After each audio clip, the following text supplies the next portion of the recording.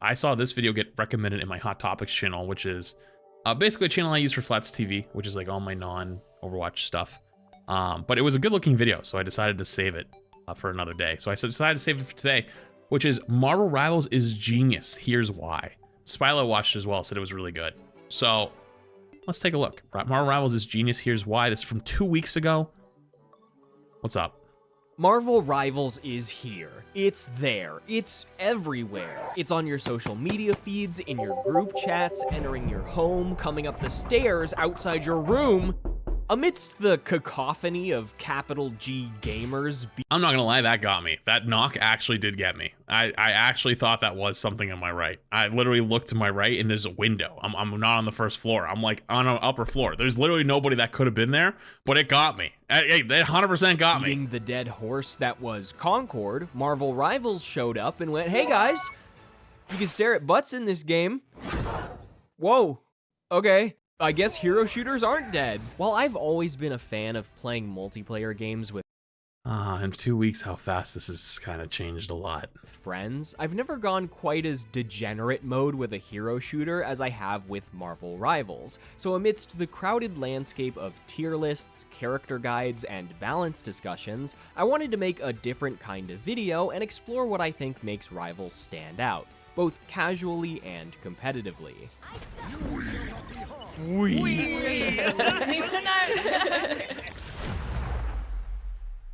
First things first.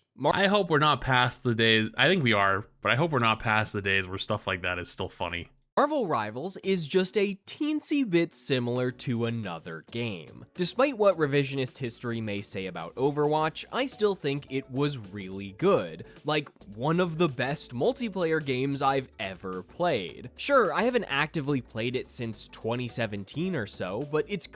And right now, it's going through a renaissance. It genuinely is, I think, in its next golden age. It just needs some hype. It needs some marketing. It needs a cinematic, maybe something to like actually bring the lore and the life back to it. I think that's genuinely what it needs more than anything. Clear that the Rivals developers took inspiration from Blizzard's designs while also understanding what makes hero shooters fun on a fundamental level. They also put Jeff in the game, which like...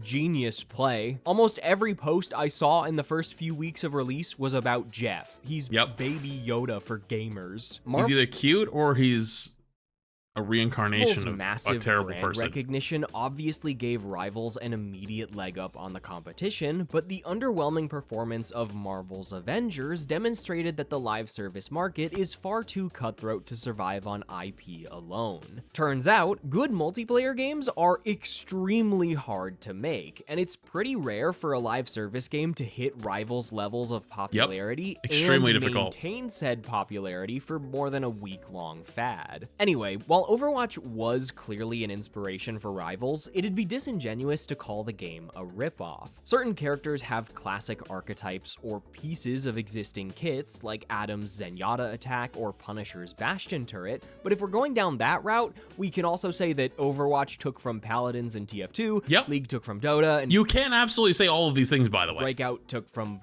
Pong. Every character in Rivals is a nice blend of new and existing ideas, and a handful of them, like Penny Parker, feel super unique, so it never feels like you're just playing Overwatch. Yeah, because I'm in the game. Wait, how did you even get in? Sorry, no time to talk. I gotta hit the waves, because this video is sponsored by Surfshark. Okay, W sponsor. What back? VPN to meet in my region. Then Hop Movies Comes with a 30-day just buy unlimited plan. Nope. Anywhere in the world. Go see a minute. Okay, good sponsor. While MOBAs often express depth through team composition, item economies, and multiple objectives, one of the greatest strengths of hero shooters is adaptability. Not just through flexing to fill different roles, but actively switching heroes mid-match to better assist your teammates and respond to enemy threats. Uh-oh. Please tell me we're not about to go down the route of counter-swapping. I'm sure that's a foreign concept to the Bronze 3 players that insta-lock Spider-Man every game, but the more characters I learn, the more I'm able to appreciate the game as a whole. And we're not just talking a handful of characters either. Rivals launched with 33 heroes and is also planning on adding a new hero every month and a half, which is a great way to maintain interest for all types of players. I know balance often comes into question when games evolve this frequently, but in my eyes, the fresh chaos of new maps, characters, modes, and events feels a lot better than stagnation or... I completely agree. But I also think that someone on the NetEase executive team saw the writing of the wall of like losing more than half your player base from season 1 to season 2, saw the things dropping off quite a bit. It didn't have the cultural hype that it had at the beginning, which is normal. It happens. And probably was like, let's burn this candle as bright as we can and try to capitalize as hard as we can while we still have this much market share. The crazy part about Rivals is that even with this large roster, just about every character feels viable, even in competitive. I want to emphasize that this is really impressive compared to other games. I won't see a Mr. Fantastic for 10 or 20 matches, and then one will show up and hard carry. A Lord Jeff will grab an entire team with his ult and single-handedly win the round. There is a uniquely gratifying feeling in being told to switch off Penny almost every game only to protect both my healers, snag MVP, win the round, and get hit with a "sorry, I wasn't familiar with your game." Or Penny definitely knows something about Penny that I don't. That is correct. This varied roster impacts high-level play in multiple ways. With the Actually, small thing. Unless you're like in the high, like we're talking like top 50 lobbies, and even then, people tilt really hard what their teammates are picking, like before the game even starts. Like sometimes you might have the GOAT on Jeff. You might have the GOAT on like an off-meta pick, and people sometimes don't know how to play against those characters, and they get rolled. So like, you gotta trust your teammates a little bit. You know what I mean? Yo, Ranger Fox, think of the 206 months in advance. First Appreciate being you. the ban phase. While bans are often reserved to the most overpowered or dominant characters in the meta, it can make sense to ban more niche characters depending on the situation. If you're assembling a dive comp, you might want to ban Namor so that he can't kill Black Panther and Spider-Man with his turrets. Afterwards, even if you have a solid team comp with the right amount of healing and synergy and team-ups, things are never set in stone. Can maybe Penny go and Groot? If a Storm or Iron Man starts bullying your healers, it might be time for a DPS player to switch from a melee diver to a long-range character like Hela. Switching characters isn't free either, as you won't carry more than 50% ult charge. That's still a lot, though. Like, it's much less punishing in this game to swap than, say, Overwatch. Becomes a back-and-forth dialogue between both individuals on a team and the two teams responding to threats while maintaining synergy. Can we get off of Penny? Holy shit. Many seasons of competitive Overwatch have been... I feel like this is foreshadowing to something later, and I'm living for this. It's actually so funny. By their rigid metas, whether that meant the default 2 tank, 2 DPS, 2 healer comp, or the absolute necessity of Mercy and her instant revive. I've heard from friends that in certain cases, if your team didn't pick the most meta characters, you'd basically be throwing the match. But in Marvel Rivals, role queue doesn't even exist. The hold up. When you said that, though, when you talked about that, that was when role queue didn't exist in Overwatch in this era. So it's kind of the same. absence of an enforced meta lets you goof off in quick play with silly team comps like 6 healers, which is extremely fun, by the way, highly recommend, and many of my competitive matches often stray from 2-2-2 in one way or another. My only major comment at the moment concerns the future of the roster split. Right now, over half of the characters in the game are DPS, and I want more wacky healers and tanks. Please. Just like a crumb. Last minute update. Whoa. The design element that really makes Marvel Rivals feel new, though, is the team-up function. These unique bonuses trigger when certain characters are... The team-ups are actually so good. It encourages you to work together. It gives you a bonus for working together, which is nice. Team, and can range from base stat increases for anchors to additional abilities and ability modifiers. Some of these abilities are so strong that I wouldn't be surprised if they end up defining certain aspects of pro play. Running Adam Warlock with Yeah, I was gonna say the triple res comp actually defined season 1. Mantis and Star-Lord means half of your team can occasionally revive themselves anywhere on the map for free. Rocket can give Punisher and Winter Soldier infinite ammo every 40 seconds. Hulk's gamma energy significantly increases Iron Man's damage output and not anymore. gives Doctor They kind of nerfed it like really heavily. You actually don't need the gamma team up anymore. 3 buffs. So banning Hulk means eliminating a multi-layered threat. Yeah, then they took that away though. Banning characters that work well together has always existed, but Rivals adds a more direct layer that I've never really seen before. Team-ups also strike a good balance of being strong, but not game-defining. Natural synergies still exist, so you can easily win a match without a single team-up. Yeah, I see the point you're you're making. But if you have the flexibility to play multiple characters, giving Namor an enhanced turret by picking Luna, or instantly reviving Thor and Loki with It's crazy though, they changed it to Gamma Squid now, and he's like so much worse. Hela might just be what tips the scales in your favor. The other interesting choice behind team-ups is that they aren't set in stone. I wrote and recorded this video during season 1, but so yeah, you know what's funny is talking about things being changed. I'd argue that you could actually incidentally make people upset by losing certain team-ups. Like if you were a Namor player, and now you have the Gamma team up instead of the Luna team up. You probably had the Luna team up almost every game. You probably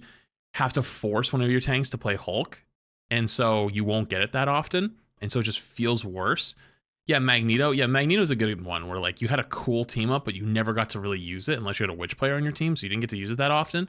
And then you get if it gets taken away, it's like, well, now it feels significantly worse. But several of the team ups I just mentioned are being changed or removed to make room for new ones in season 2. For example, Strange is losing his team up with Hulk to become an anchor for Scarlet Witch, with Namor receiving the gamma energy after losing the frozen squid he used to get from Yeah, but Luna. Mag is still strong. No, I don't disagree. He's not still strong, but he was strong without the sword too. I'm just saying, like, those are fun little mechanics that get lost. This multi-layered variety is really exciting, as it gives the developers a whole new way to shake up the meta, dynamically rebalancing characters independent of their base stats while encouraging teamwork and flexibility. In addition to all these synergies, Marvel Rivals just feels very physical. Maybe there's a better way to describe this, but the game's current roster has a surprising number of close range and melee characters, which adds a lot more variety to combat and counterplay. I also just think physically interacting with other players is cool, so I love that Wolverine can grab enemies and carry them into his team. I don't know. Yeah, I mean, that is something that really is good about Rivals, is like you don't have to always be the most mechanically skilled gamer on the planet to play things.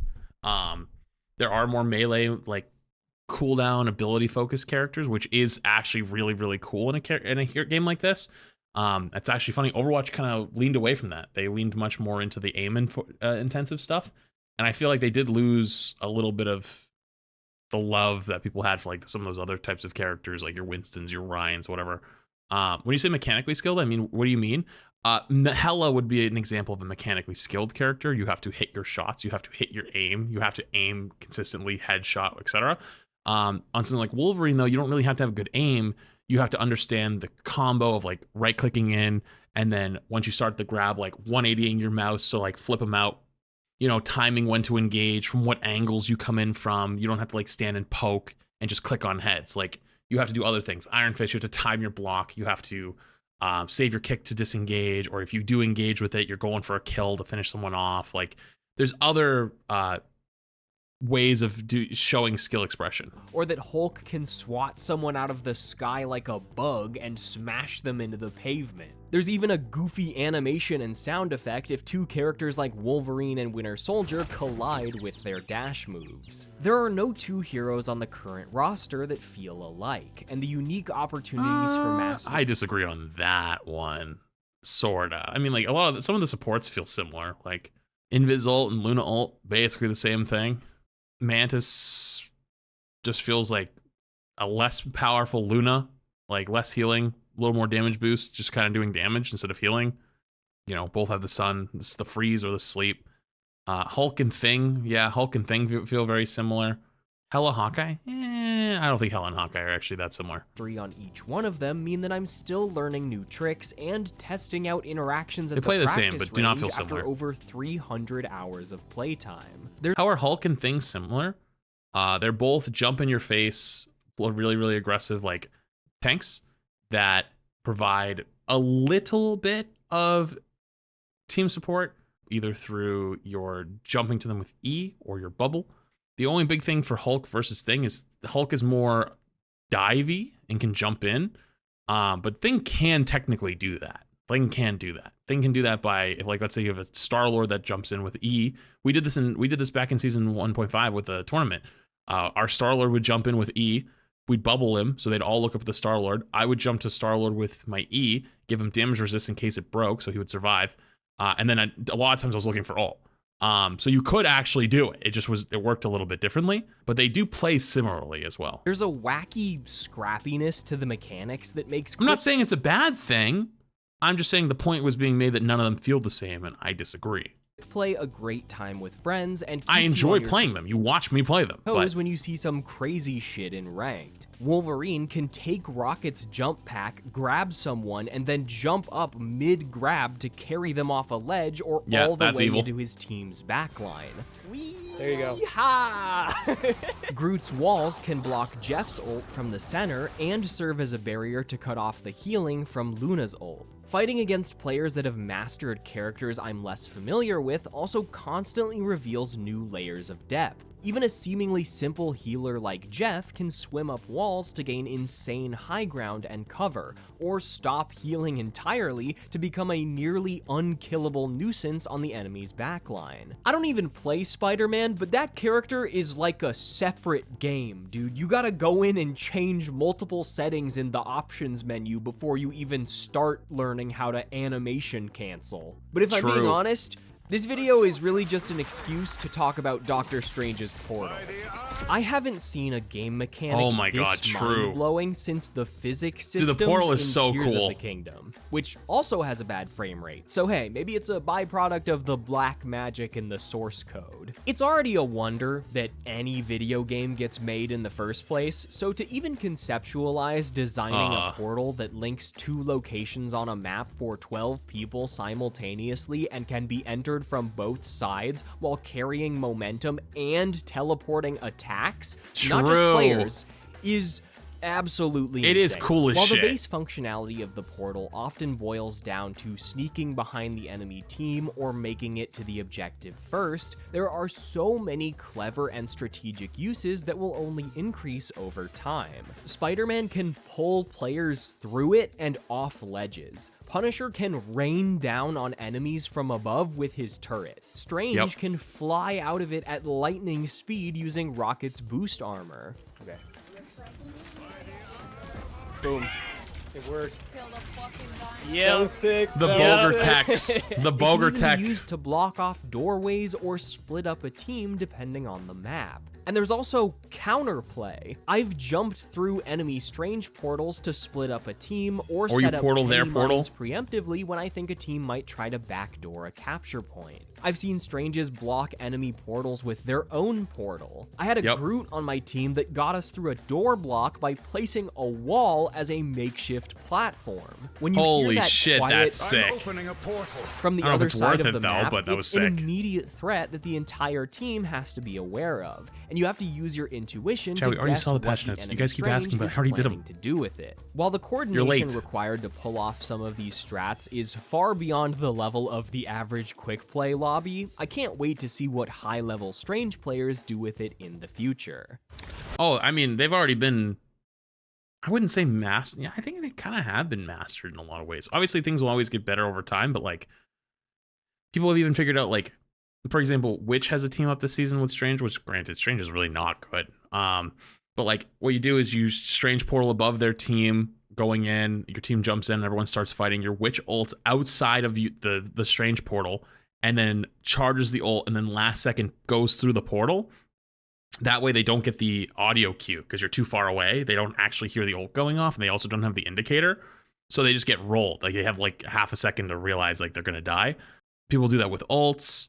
Iron Man ult I've seen used like that when it like very rarely, but if it does get used like that. Door blocks, portal blocks.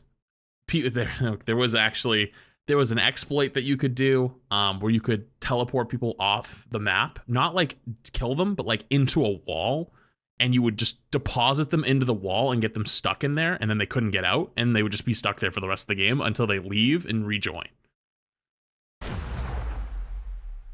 Discussing the intricacies of good map design is a bit above my pay grade, but I can say that the current maps in Rivals are great, from larger layout.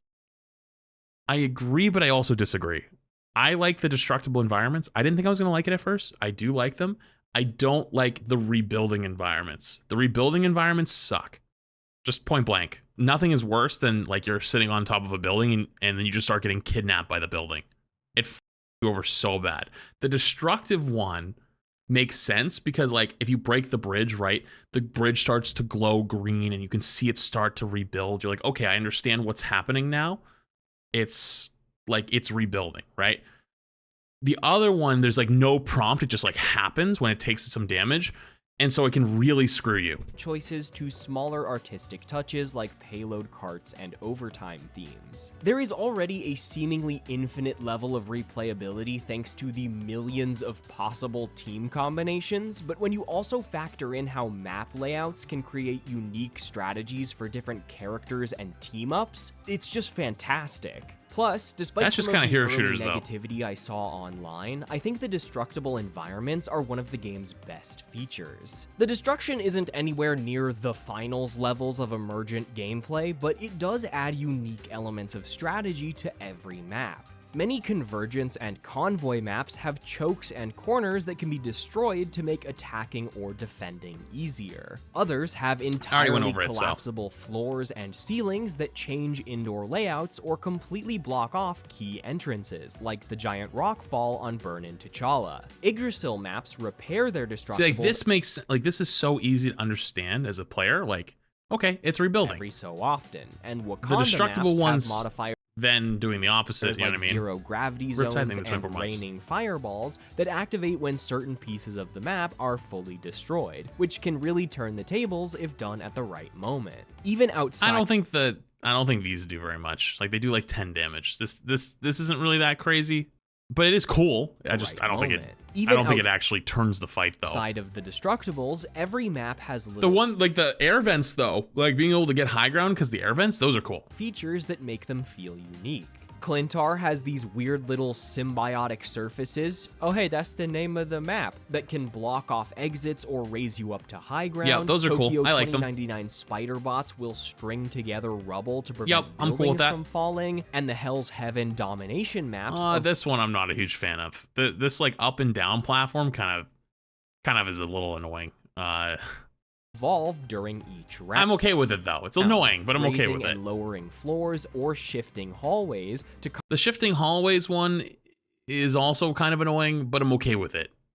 I'm okay with it. Combat a static high ground or locational advantage. I remember seeing a few complaints around launch that the game didn't have enough maps, but I think that investing more development time on all of these details and mechanics was a smart decision that sets the game apart from other hero shooters while improving replayability. Yeah, not wrong. Definitely not wrong. I still think that the maps... I think the original maps are better than some of the ones they've added. But also on top of that, they also like took out some of the maps for ranked for some reason. I don't know why they did that. They never reversed that decision. They just said, we're going to take some maps out. So I wonder over time, is that going to be more and more annoying that they're like taking maps out of the rotation for whatever reason? That being said, though, I do think that I think it's fixed because I haven't encountered this problem in a while, but there was a problem for a bit where you would get the same map multiple games in a row. And so even if there is a good amount of maps now, like not a crazy amount, but a good amount, like you could just play the same map 2-3 games in a row. And it's like, what the still happens? Does it still happen? They need to have some type of internal clock or thing that says like, okay, every 15 minutes we change what maps are going to be played throughout the server. And then the way it works is like, okay, here's map A and map B. You have a chance to get map A. You have a chance to get map B. And then if you've played map A within that 15 minutes or map B within that 15 minutes, you'll actually play map C instead, right? I don't think that exists though. For years and years, I have been I play video games for fun type guy, an anti-competitive type guy. Toxicity and sweatiness are often what Oh, here we go with the foreshadowing. turn me away from titles like Valorant, and I almost never play online games without a lobby of friends. However, With the current state of Rivals and everything that's going on, I wonder if this is going to be... I'm curious. degenerate level hours I have put into Marvel Rivals wouldn't have been possible if I was playing with a full stack, because I was playing competitive by myself. That's like not a thing that I do. That's how much I like this game. While the players I encounter in every ranked game slowly reduce my faith in humanity, it is extremely fun to play the game at a level where everything matters. It is because there are so many interesting character interactions, team-ups, and map strategies that actually utilizing them makes ranked such a rewarding experience, even if I lose. I'm always learning from players on both teams and always looking for little ways to improve. And by improve, I mean far more than just my aim. How good you are at hitting your shots obviously plays a role in how you'll perform, but Rivals is a 6v6 team objective game, not a Call of Duty 1v1. Macro game. Yes, it is. You win as a team and you lose as a team. Unfortunately, the new rank system does not reflect that. Game is one of my favorite elements of online multiplayer, and Rivals has it in spades. If you only think about yourself when doing anything, be that engaging, diving, retreating, or touching point, you are playing the game wrong. The more cognizant you are of the people around you, both friend and foe, the more likely you'll be to win. Can one of your healers back you up with an ult if you rush in, or are they getting pressured by a diver? What should you do? Wasn't it fun when Strange used to be able to still do that? With your ult? Sometimes it's okay to not get any kills if you can bait out healer ults or serve as enough of a distraction for your team to wipe out theirs. Even if I don't end up getting a kill with Penny's spider time, if I gun it at the enemy healers and push them as far back as possible, I have effectively prevented the enemy team from receiving any healing for like 10 seconds, and there's a high chance my team will be able to capitalize on that. I did not climb ranked by headshotting people. I did it by exploiting the incompetence of anyone that fails to respect Penny Parker. I still get triple kills by putting mines outside the spawn door. I still kill Psylocke and Black Panthers by putting mines on a flank. I still see Cloak and Dagger's ult straight into a pile of mines and get blown to that does happen. And it's funny as shit every single time. Everybody laughing at it. When I play Doctor Strange, I might not hit all my shots, but I know I'm doing my job if I'm getting right up in the enemy's face, pulsing my shield to protect my healers so they keep me alive, and putting adequate pressure on the right targets. And sometimes I just pick Cloak and Dagger and hold left click so I don't have to aim at all. And we're ready. Brother, you're not helping the support allegations. Because ultimates are both incredibly impactful and highly situational, ult economy is one of the most interesting concepts in Marvel Rivals, yet it's something I feel not a lot of players take into consideration. It's why all the Overwatch players were exceptionally good at this game when it came out, and everyone else took a little bit to catch up, but some people caught up, but they're still kind of the ones out in front. Before you use an ult, it's extremely important to consider the current state of the match. Who else on your team has ult? Who on their team has ult? If the fight you're currently in is going well and you've wiped 95% of this video could be describing Overwatch. It absolutely could be. Half their team, the snowball is already rolling down the hill, so you probably don't need to kick it again when you can instead save your ult to get the next snowball rolling. Step 1 is knowing you can literally just lose an entire point, like even of escort, like you could lose all of second and all of third just off of ults. And to use your own. Like That's why you never give up in these types of games, because like, let's say they just steamroll you all of second. They probably had ult economy, right? And now you have ult economy for third point. But if you give up on third point because you got steamrolled on second point, like you just throw the game, right? That's how the game is. Like sometimes you have to realize, oh shit, our ult economy is we have to lose like 2 fights, 3 fights, and then we'll be fine. Ult. But step 2 is keeping track of the rest of your team's ults. Step 3 is then keeping track of enemy ults by intuiting their charge speeds over hundreds of hours of play. When I'm playing Penny and I know the enemy Strange has ult, I will intentionally hold my web and keep an eye on him for a few seconds to watch for his ult Which is and smart. cancel it, especially if he jumps up into the air. And if you're playing Strange, sometimes you have to fake out your ult by jumping, waiting for everyone to move back, and then popping it slightly later or not at all. Yep. Even though many ultimates don't require Twitch reactions or intensive inputs, that doesn't mean they're devoid of strategy. The difference between an okay Magneto and a great Magneto isn't whether or not they crush someone's skull with the giant ball. It's yeah, sometimes. who they choose to dunk on. It's about precisely when they choose to ball. It would generally be True. ill-advised A lot of times it's like to counter another ult, like Star-Lord ult to now. start a team fight or go for a pick with Magneto ult when you could instead pull it out the moment a Cloak starts their ult to disable the remainder of their healing pressure. Yeah. Or quickly shut I down a remember. Punisher by absorbing Things have kind of evolved since then. I'm assuming from when this was made. I'm assuming this video was made like kind of like towards the end of season 1.5, but yeah. his ult before sending that to the next dimension. But if Yep. the enemy team has a Magneto, you gotta be double careful since he can potentially shield your target. Running all Yup. of these calculations, cooldowns, and timers in the back of People your just get mind better at the is game over time. extremely tricky. But it's these dynamics that make this game, this team game, But you know what's funny? I can't wait for the next few months. They're going to be so exciting to watch because everyone talks about wanting this game to be casual. It's got casual balance, all this other stuff. But as people get better at the game, it's going to be harder and harder to keep that because people want to be rewarded for these types of interactions, right? Like they want to feel rewarded for saving their mag ult to kill the cloak, right? What's going to happen when people start not being able to keep up with it? I don't know. We're rewarding. gonna have to see. The skill ceiling of Rivals extends so much higher than your proficiency on any individual character, as the better you understand every character, every map, and the playstyles of every other player in the game, the better you'll perform. Even if you're playing a dive character, it's about so much more than getting kills. It's about drawing attention from off angles, pausing heals, or understanding how collaboration can change your strategy, like a Venom and Spider-Man diving together. Honestly, the only thing I wish I could experience more of is real communication. It's kinda hard to type in the middle of a team fight, and there is so much useful info that can be conveyed if a team works together. But Yeah. even in Grandmaster, voice chat is rarely used in a productive manner. Damn, True. bro, how'd we lose? You're 16 and 12. Brother, you like 16-year-olds.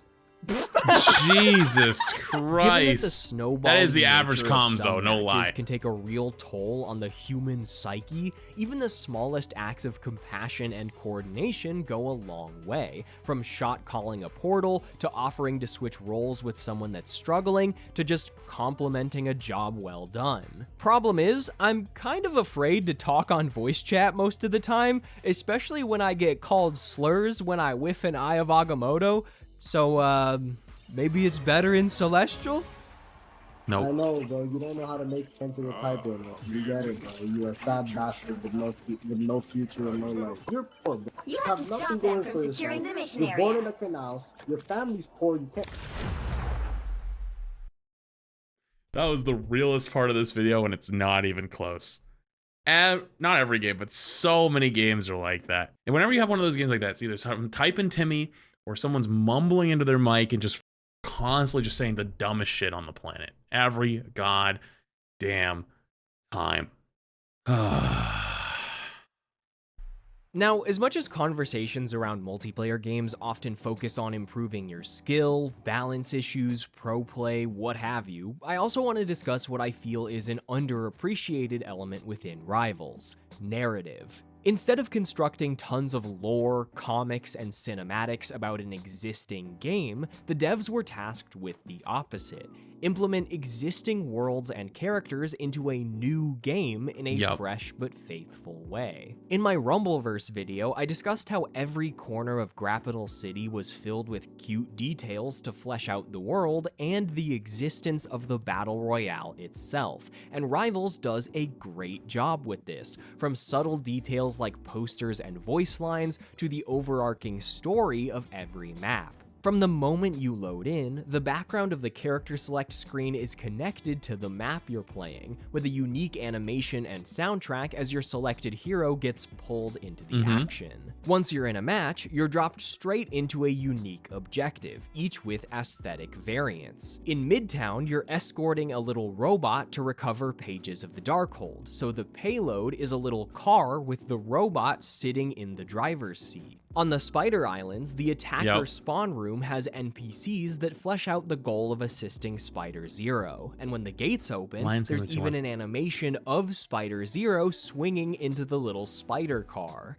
And these are really good. They do a really good job of that. One of my favorite details is found when attacking on the convoy map Yggdrasil Pass. The screaming goats? Your objective is to stop Loki from tapping the life force from Yggdrasil, so before the match, his ghostly illusion taunts you in the spawn room. And if that isn't cool enough on its own, he also has character-specific voice lines for a few heroes, which is just... I love shit like this so much. It is really cool. Even you are out of your depth, dear doctor. The unique convoys also add very subtle... Imagine you don't know, Rumbleverse is a battle royale platform fighter that died from lack of players. Gameplay variations, as the Midtown car is easy to stand on, while Yggdrasil's chariot provides a bit of cover in the back in exchange for less standing room. Narrative is a feature I'm always excited to see online games experiment with, and it's something I always felt was missing from League of Legends, a game that retconned its original lore so hard that the game itself doesn't even exist in universe anymore. Yes, Marvel's a big IP, and Marvel Rivals is a product. I don't know anything about League of Legends, there is so much passion and artistry on display here that I still find myself smiling at little details after hundreds of hours. They did do a great job on like the whole narrative and the whole like lore and like the whole world.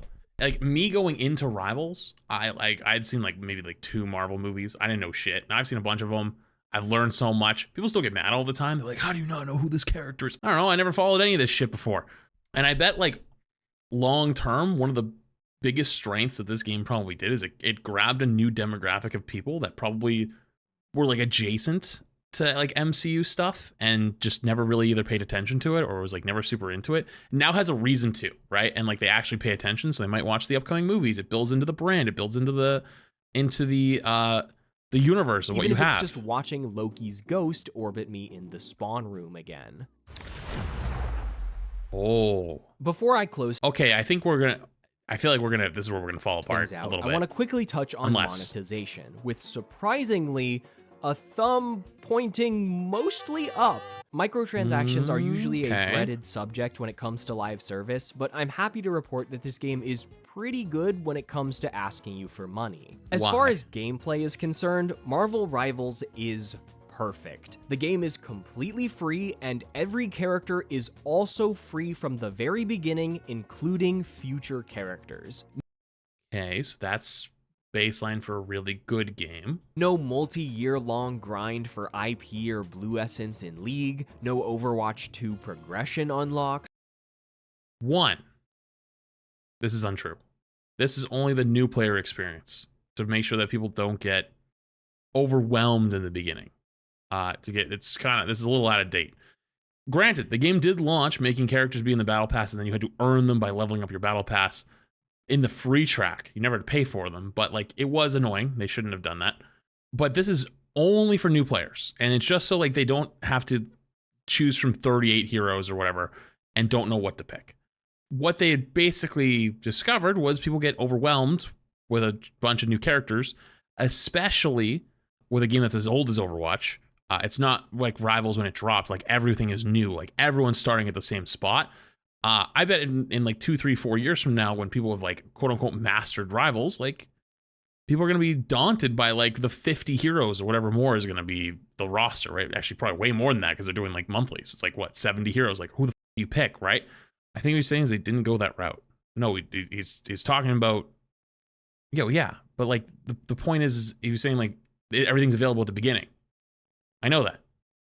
I'm just saying like we're starting the baseline here of saying like oh, they didn't do it like Overwatch. Well, Overwatch actually doesn't work that way. So I'm saying like it's not correct information. Here, Blue Essence in League, no Overwatch 2 progression unlocks, no Apex Legends or Rainbow Six Siege, or you get the idea. While extrinsic motivation is a common feature in live service design, I consistently find that my favorite live service games are the ones I have the most fun playing, not the ones with the most manipulative retention mechanics. Even if I don't regularly play most of the heroes in Rivals, having a huge roster to experiment with for hours on end is far more exciting than having to deliberately unlock them one by one. Yeah, the not only wrong. issue I have with the cosmetics in Rivals is that there is still some FOMO at play, as event and holiday specific skins are time limited, including free unlocks. Every game However, does that, though. their several week availability period is much nicer than limited loot boxes or a daily rotating shop. The premium battle passes are also very nice, as there's no deadline for unlocking content as long as you buy the battle pass within the multi-month long season. The currency you earn from dailies and weeklies to spend on battle pass rewards can be spent on any season's pass, not just the current one, so no miserable really good. 10-hour sessions in the last few days to snag Peter Griffin. While this system isn't perfect, I felt it was still worth discussing, and I really hope Rivals continues to set a positive example for zero gameplay monetization. Sure, Marvel Rivals is... The thing that irks me a little bit is, to this day, Rivals has been praised really hard for its monetization in that department, but like it feels like such revisionist history, because I remember just 3 years ago or 2 years ago, Overwatch was heavily criticized for its monetization. Still is to this day, and they're almost the same. The only difference is you get an MVP animation when you buy skins, but it's tied only to that skin, right? Like it's as a bundle. You can't use the MVP without it, right? But otherwise, like they're the same prices, like across the board. And you keep the battle pass. Oh, that's different. Okay, we can talk about that in a second. You want to talk about the battle pass thing? Absolutely, good point. I'm talking about shop skins, pricing of those skins. And so it's just weird to me how accepted it was. But like, I remember just years ago, people like thought it was like the biggest deal. Because I remember way back then being like, that's a free to play game. Of course they got to make money. Like, you know, like, yeah, is it ideal? No, but it's not like horrendous. Like you get all the heroes for free. Everything gets to be played. And people were like, no, that's awful.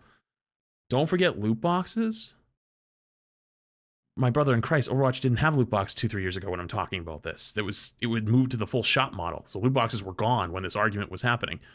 So no, that actually isn't part of that conversation. It's just weird to me. It's like, were people actually ever mad at that? I don't think they were. And the battle pass thing though, they do actually do a really good job with the battle pass. I got to give them credit on that one.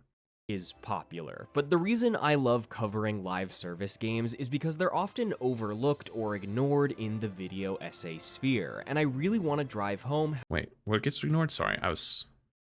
for zero gameplay monetization. Sure, Marvel Rivals is popular, but the reason I love covering live service games is because they're often overlooked or ignored in the video essay sphere, and I really want to drive home how well designed and fun they can be. And also justify the amount of time I've spent playing them. The magic of a... What is that? Because Overwatch started as a paid game with free loot boxes and switched to free to play and gouged people who already paid for the game. That's why people were pissed. They took part in the Overwatch good and chat on it. Well, Overwatch was not technically a live service game. They actually, when they first came out, did not believe that the game was going to be live service. When it first came out, before it even became a sensational hit, they thought they were going to release the game and then put like patches in for maybe about a year, and then they were just going to let it be fine. Then it ended up being insane, right? And they were like, oh shit, we got to actually go in on this.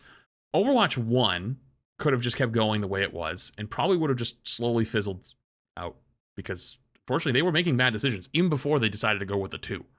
So a lot of people always say that. They argue like, oh, they took away the loot boxes and they took away the game they paid for. Well, No, first off, they could have stopped that at any time. Like legally, they could have just stopped making new content and then just went on and that's it, and worked on something else.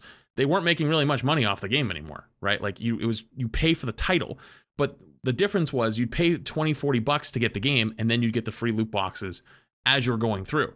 They changed that. So now you had to pay nothing to get in, and if you want the extra cosmetics, you'd pay for the cosmetics. But the game itself became free. So they removed the barrier of entry to let people play it.